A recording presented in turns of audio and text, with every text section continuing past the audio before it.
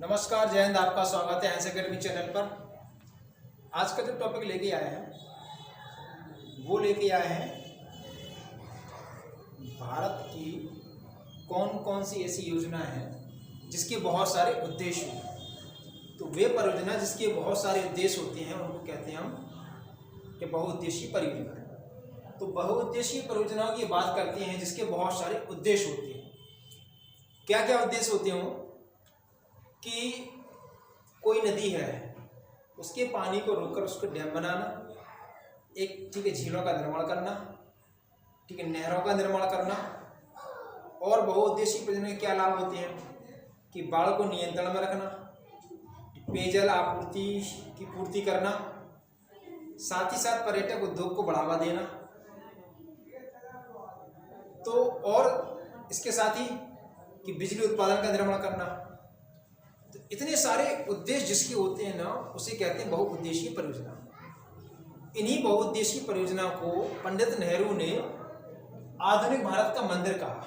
पंडित नेहरू ने क्या कहा? बहुउद्देशीय परियोजना को आधुनिक भारत का मंदिर, पंडित नेहरू ने। तो स्वतंत्र भारत की जो पहली बहुउद्देशीय परियोजना थी वो दामोदर घाटी परियोजना थी। दामोदर घाटी की परियोजना की बात करें तो यह है झारखंड और पश्चिम बंगाल की है। ठीक है, दामोदर जो दामोदर घाटी है, ये दामोदर नदी जिसका उद्गम होता है छोटा नागपुर के पठार से और पश्चिम बंगाल में जाती है। ये पश्चिम बंगाल में इसको कहते हैं पश्चिम बंगाल का शोक, और हुगली नदी के पास में यह मुहाना बनाती है। तो स्वतंत्र भारत की यह पहली बहुउद्देशीय क्या कहते हैं, स्वतंत्र भारत की पहली बहुउद्देशीय परियोजना थी। इसी परियोजना से तलैया बांध, कोनार बांध और मैथान बांध का निर्माण किया गया। इसके बाद अगली परियोजना है भाखड़ा की नागल परियोजना। भाखड़ा नागल जो परियोजना है पंजाब हिमाचल की परियोजना है, जो कि सतलज नदी से निर्मित है। अब सतलज नदी की अगर हम बात करें तो जिसका ओरिजिनेशन मानसरोवर झील में के पास स्थित राकसताल है, तो वहां से होती हुई और यह क्या कहते हैं चिनाब में मुहाना बनाती पाकिस्तान में, जो कि सिंधु के बायां तट की सबसे लंबी नदी है। अब जो भाखड़ा नागल परियोजना है, तो भाखड़ा नागल क्या है? एक डैम बांध है जो कि विश्व का सबसे बड़ा गुरुत्वीय बांध है। अब यहीं से निर्मित है, इसी बांध से निर्मित गोविंद सागर जो कि कृत्रिम झील है, जो कि भारत की दूसरी बड़ी झील है। जो भाखड़ा नागल परियोजना है, इसे यह जो डैम है एशिया का दूसरा बड़ा बांध है और विश्व का सबसे बड़ा गुरुत्वीय बांध भी है। अगली परियोजना है रेहिंद बांध परियोजना। रेहिंद नदी जो कि सोन की सहायक नदी है, और सोन का अगर हम ओरिजिनेशन की बात करें तो मध्य प्रदेश में अनूपपुर जिले में अमरकंटक की पहाड़ियों से होता है, उत्तर की तरफ जाती है और यमुना में अपना मुहाना बनाती है। तो जब यह उत्तर प्रदेश में आती है तो सोनभद्र जिला मिलेगा। सोनभद्र जिले से ही निकलती है रेहिंद नदी। तो रेहिंद नदी से निर्मित यह बांध परियोजना है, जो कि उत्तर प्रदेश और मध्य प्रदेश की संयुक्त परियोजना है। इससे गोविंद बल्लभ पंत सागर जो कि एक कृत्रिम झील है, भारत की सबसे बड़ी कृत्रिम झील का निर्माण हुआ है। अगली बात करते हैं हीराकुंड बांध परियोजना। हीराकुंड बांध जो कि उड़ीसा की दामोदर नदी है, महानदी है। महानदी का ओरिजिनेशन अगर हम बात करें तो अमरकंटक की पहाड़ी के दक्षिण से होता है और उड़ीसा में कटक के पास में यह हीराकुंड बांध का निर्माण कर रही है।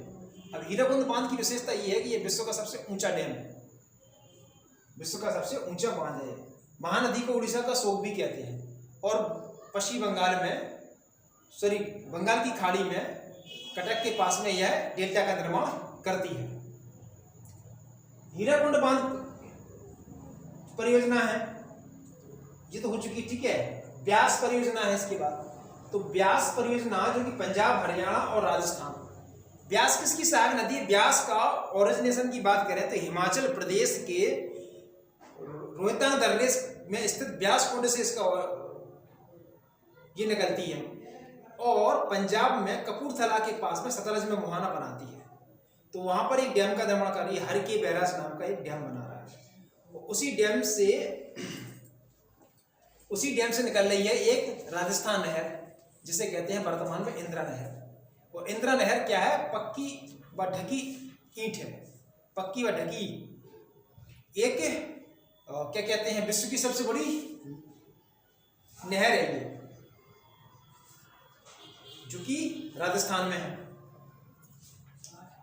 तो ब्यास पंजाब, हरियाणा, राजस्थान की संयुक्त परियोजना है।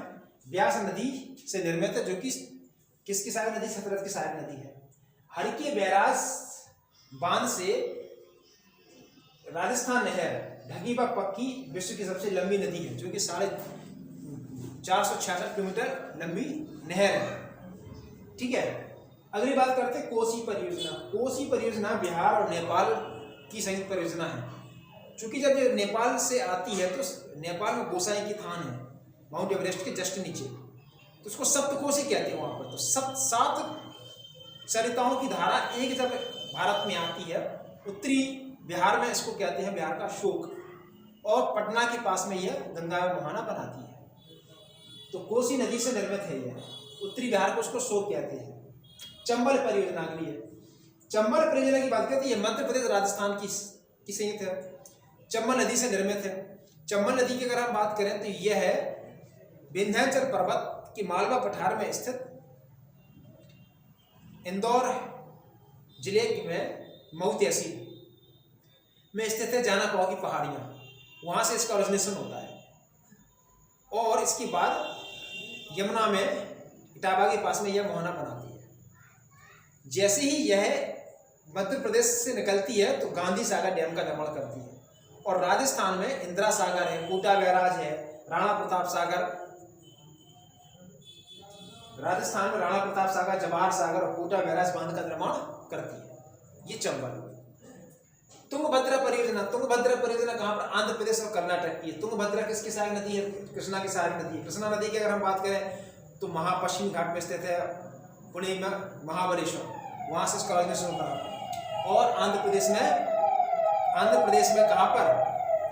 कृष्णा में मुहाना बनाती है। दक्षिण भारत की सबसे बड़ी परियोजना, आंध्र प्रदेश में पंबा नामक जलाशय का निर्माण भी करती है, तुंगभद्रा परियोजना।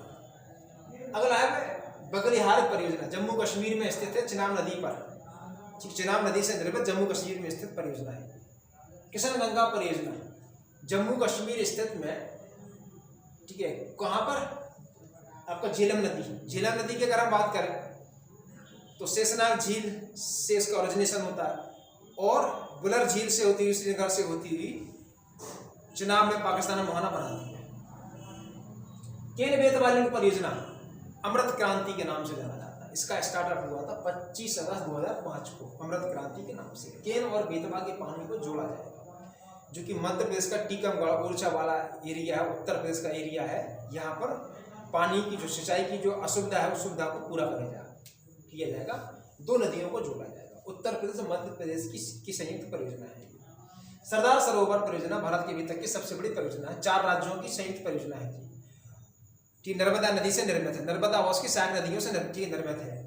अगर हम राज्यों की बात करें तो मध्य प्रदेश है, राजस्थान है, गुजरात है और महाराष्ट्र। चंबल नदी से निर्मित है। चंबल नदी की अगर हम बात करें तो विंध्याचल पर्वत से अमरकंटक की पहाड़ियों से इसका ओरिजिनेशन होता है और सतपुड़ा और विंध्याचल के मध्य में बह रही है ये, जो कि भैंस का निर्माण करती है। भारत के सबसे बड़ा भैंस में बहती है ये। और कैम्बेल की खाड़ी, जो कि कहाँ आती है? खंबात की खाड़ी में, वहां पर ये अपना एस्चुरी का निर्माण कर रही है, मर्ज होती है। ठीक है, भारत की सबसे बड़ी परियोजना। इससे क्या है? 30 बड़े बांध, 135 मध्यम और 3000 लघु बांध बनाए जाते हैं 4 राज्यों में। टिहरी बांध परियोजना। टिहरी बांध परियोजना की बात करें तो उत्तराखंड में है। भागीरथी उसकी सहायक नदी है, कौन? भिलंगना, तो भिलंगना टिहरी नामक स्थान पर भागीरथी में मर्ज हो रही है, वहीं पर बन रही है विद्युत परियोजना, टिहरी विद्युत परियोजना। ठीक है। फरक्का बैराज, फरक्का पश्चिम बंगाल में है, चूंकि ये थोड़ा विवाद में रहता है, झारखंड भी लगा हुआ है इससे, तो झारखंड भी कहता है कि ये फरक्का हमारे स्थान में आता है, परंतु पश्चिम बंगाल में आता है, गंगा नदी से निर्मित है। ठीक है। अच्छा, फरक्का पश्चिम बंगाल में Farakka super thermal power station का निर्माण होता है। लास्ट है कावेरी जल बंटवारा। कावेरी जल बंटवारा की बात करें तो कावेरी नदी है जो कि कर्नाटक के ब्रह्मगिरी की पहाड़ियों से निकलती है और तमिलनाडु के पास में पश्चिम बंगाल की खाड़ी में डेल्टा का निर्माण करती है।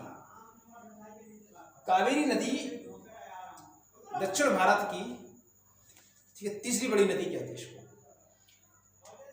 यह एकमात्र नदी है जिसमें कि सर्वाधिक जल की मात्रा होती है। क्यों? क्योंकि जब मानसून का आगमन होता है तो पश्चिमी घाट में मानसून टकराता है तो उसको जल मिलता है, और जब मानसून का निवर्तन होता है, जब मानसून का लौटना होता है तो कोरोमंडल वर्षा कराता है। कोरोमंडल में ये मोहना बना रही है, तो इसलिए इसको धान का दक्षिण का धान का कटोरा कहते हैं। तो इसका विवाद कहाँ 3 राज्य और 1 यूटी। तो तमिलनाडु में 419 टीएमसी पानी मिलता है। टीएमसी मतलब होता है टीएमसी 1000 मिलियन क्यूबिक, 419 टीएमसी पानी मिलता है। कर्नाटक को 270 टीएमसी पानी मिलता है। केरल को 30 टीएमसी पानी मिलता है, जबकि पुदुचेरी जो कि यूटी है, ठीक है ना, इधर इसको 7 टीएमसी पानी मिलता है। ये तो हो चुकी है हमारी भारत की प्रमुख बहुउद्देशीय घाटी परियोजना। अगर वीडियो आपको अच्छा लगा हो तो इसको लाइक करें, सब्सक्राइब करें, अधिक से अधिक लोगों तक शेयर करें। Thank you. जय हिंद।